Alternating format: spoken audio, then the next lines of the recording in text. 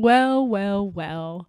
Happy Valentine's Day. Unfortunately, you're probably draining your pockets whether you are in a relationship or currently single at the moment. It should be stressed that there is nothing wrong with being single. For many young and experienced people, just dating is not a priority right now. And that's not to say that it should become a priority at any point. I mean, how could it be a priority when you're just struggling to get a job in a market where only a quarter of applications will even be reviewed by a human? At the same time, we live in an age where it's downright difficult to exist as a single entity. And so you better hope that your roommates are reasonable. And I say reasonable at best because I've lived in many apartments in my time in New York, and I can count just one of those times where all of my roommates fully cooperated and respected each other for the entirety of the lease. Cohabitation with others, challenging on all fronts, but especially challenging where the only thing binding you together is that you need a place to live. And as for America's love and embrace of the individual, the opportunity to experience proud singledom is surprisingly narrow for the average Joe or Jane. Hi, I'm Kate. I'm an artist, and I run a series called Kattle Considerations where I talk about art, culture, and the internet. If you dig what I'm doing, a like, comment, and subscribe goes a long way. Thank you so much. We've got to talk about the singles tax, which is the simple idea that it's much more expensive to be a single person. Not exactly groundbreaking, but it is kind of silly is a very kind word, that minimum wage workers cannot afford a 2-bedroom rental anywhere in the US. Anywhere. And because of this, we have the birth of this word, or a person who jumps into relationships to have a place to live. Now, I don't feel like most people are the nefarious kind or are just trying to meet people for the sake of housing, but I have met many people and know many people who have stayed in a relationship for a bit too long or just compromised a lot more than maybe they should just because they need the security of housing, living with an ex until the end of a lease. It's really expensive to untangle yourself from another person. And that's not even like thinking about divorce. Nearly half of the adults in the United States are currently single, with that number on the rise, been growing steadily since the 1960s. And even from a tax perspective, if you are married, it is written into the law that you are going to get some tax breaks. And that's not even taking into account the time,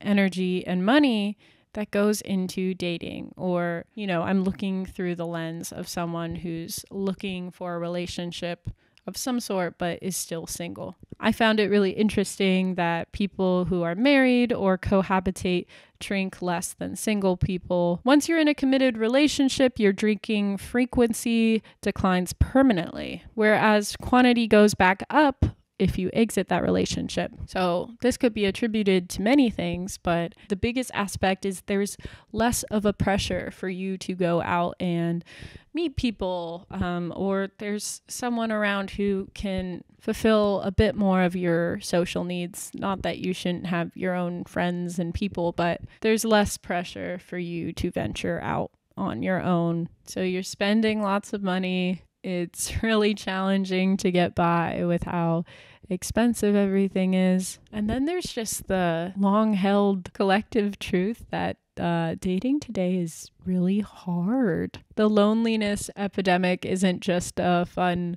buzz phrase. The new Surgeon General has declared it a public health crisis. The physical health consequences of poor or insufficient connection include a 29% increased risk of heart disease, a 32% increased risk of stroke, a 50% increased risk for developing dementia, And that's not to say, connection does not have to be fulfilled by a romantic interest by any means. And I don't think it it should be the only connection you're getting in your life. There is an emotional cost with being on your own, and you have to have the money that can support going out with friends, taking yourself out on excursions, keeping yourself socially engaged.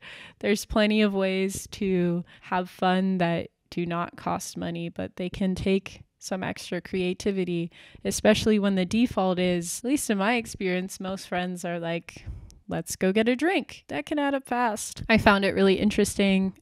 This graph, different generations have different reasons for not dating. Baby boomers said they enjoy being single more than being in a relationship. Gen X said that people aren't interested in dating me. Gen X also said that they cannot find someone who meets their expectations. Millennials said that they found it difficult to meet people. And Gen Z said that they have more important priorities right now. All valid reasons. I highly recommend digging into this whole study from the Pew Research Center. It was really interesting. And granted, this was taken in 2019, so a lot has changed since a very significant event in 2020. But at this time, most daters said that their dating lives aren't going well and that it's difficult to find people to date. Which is funny because theoretically we have more options than ever, but the paradox of choice says that it's better or easier for people to pick from an assortment of 3 soup cans rather than 20. We're used to having so many options that it's hard to commit our hearts fully to one, assuming that you are seeking a monogamous connection, because you're always leaving the door open to those other possibilities. Deal breakers are also changing, and unsurprisingly, some of the top ones are related to finances. The top of the list in 2019 for deal breakers were long distance, which makes sense, debt, and voting for Donald Trump. Financial literacy in the context of relationships is so important and so hard because it's so taboo, but it feels like debt is ever present, and you cannot tell how much debt someone has until they actually tell you themselves. This kind of made me sad. Young adults are the most likely to say they've ever been ghosted. Yeah, I think ghosting is a travesty. When we don't treat relationships and connections of any kind with the risk and emotional effort they deserve, we inherently devalue them. Maybe we can't commit to things because we don't even give saying no to people and their experiences and their value proper respect. The obvious solution is turning to community, but that's easier said than done. As said by Esther Perel, today we turn to one person to provide what an entire village once did: a sense of grounding, meaning, and continuity. At the same time, we expect our committed relationships to be romantic as well as emotionally and sexually fulfilling. Is it any wonder that so many relationships crumble under the weight of it all? But I would also argue that it's incredibly difficult to be single today, too. But the common denominator between the two groups seems to be that life is just so expensive, and we don't have the social safety nets to uplift and respect each other and value each other and all that good stuff. If you are single or not single and you're trying to find fun ways to have fun that don't cost money, if you're in a city, I would check out Eventbrite. If you're in New York, I follow NYC for free, and I always get a lot of great ideas there.